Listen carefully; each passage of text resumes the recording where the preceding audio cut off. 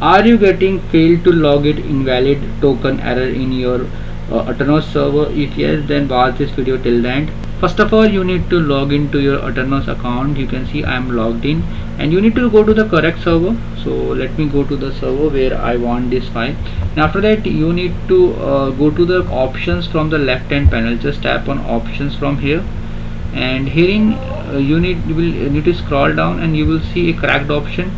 So which you need to turn on. This is the this is the cracked option. Just turn this option on, and now other users or other players or your friends can join your multiplayer server as well, and this server usually occur when other players join your server. So I hope friends now this issue will get resolved for you, and in case you face any problem you can comment below and I will make sure to give you reply. And if you find this video helpful, just turn the like button, also subscribe my channel for upcoming videos.